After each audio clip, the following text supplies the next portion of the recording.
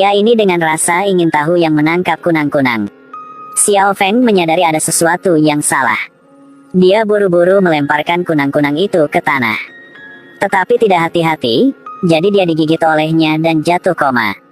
Seluruh tubuhnya menjadi sakit luar biasa. Aku tidak tahan lagi. Biarkan aku mati.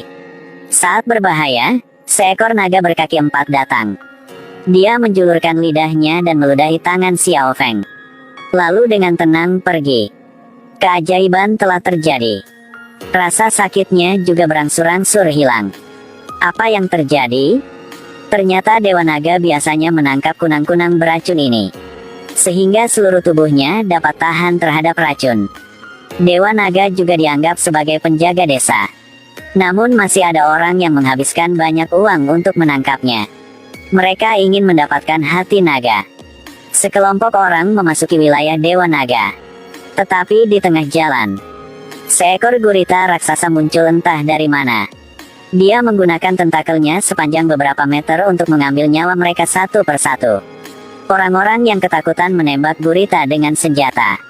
Tapi ini hanya lelucon di matanya. Untungnya, Xiao Feng pintar. Dia dengan cepat memanjat tiang. Ketika gurita muncul, dia menyesuaikan bidikannya, lalu melepaskan tembakan ke tentakelnya. Kekuatan destruktif dari bazooka menyebabkan gurita mundur. Semua orang bersorak kegirangan. Sekarang Xiao Feng hanya ingin menemukan Dewa Naga. Karena Boskin pernah berkata bahwa ayah Xiao Feng dimakan oleh Dewa Naga tahun itu. Oleh karena itu, Tie Pong pasti harus membunuh Dewa Naga untuk membalas dendam. Tanpa diduga, ketika mereka memasuki hutan, mereka segera menemukan monster yang jauh lebih besar daripada Dewa Naga. Pria itu merasakan sesuatu di belakangnya. Dia menoleh ketakutan. Aduh, semua orang bergegas mengikuti tembakan. Melihat sisik yang jatuh di tanah. Ini pasti dari Tyrannosaurus raksasa. Huzi tiba-tiba bersemangat. Setelah banyak kesulitan, dia akhirnya dapat menemukan Dewa Naga. Tapi tindakannya yang agresif menarik para tanaman merambat.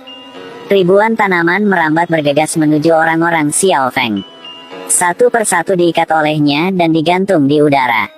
Xiao Feng memperhatikan bahwa gadis yang berdiri di tengah kerumunan tidak bergerak. Sungguh aneh.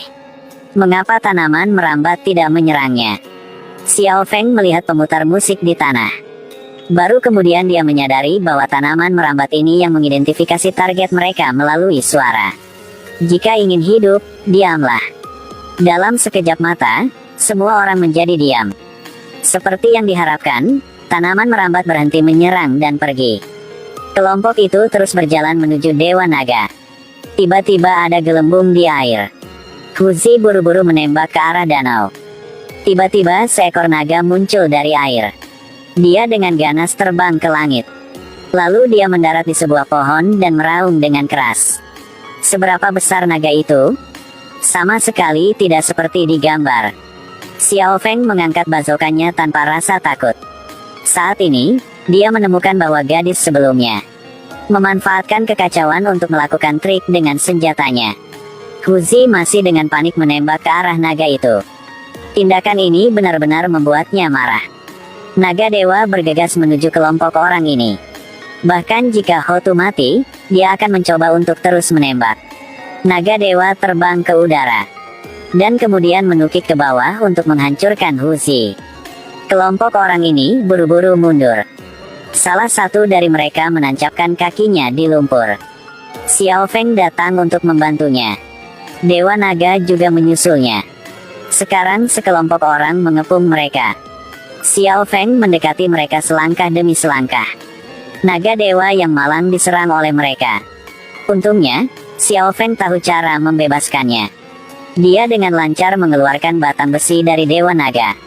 Setelah diselamatkan, Dewa Naga pergi. Tetapi dia tidak mengambil beberapa langkah sebelum dia jatuh. Ternyata lukanya terlalu dalam. Xiao Feng meletakkan senjatanya, lalu menuangkan sesuatu ke tubuh naga itu.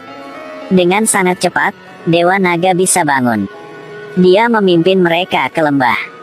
Tanpa diduga, ketika dia hendak beristirahat sebentar, dia diikat oleh anak buah Boskin. Ternyata Dewa Naga tidak memakan ayah Xiao Feng. Pelaku sebenarnya adalah Bos Qin. Dia selalu ingin menangkap Dewa Naga untuk menggunakan hatinya sebagai obat. Kepala desa mempertaruhkan nyawanya untuk menghentikannya. Meskipun Dewa Naga terluka, dia masih membawa Xiao Feng dan gadis itu ke tempatnya. Setelah itu, dia buru-buru melompat ke danau suci. Tanpa diduga, Bos Qin membawa banyak orang ke sini. Dia bahkan menggunakan senapan ikan besar. Untungnya, ketika mereka akan menyalakan api, Xiao Feng muncul tepat waktu. Dia dengan cepat melewati laras ke sisi lain agar tidak melukai Dewa Naga.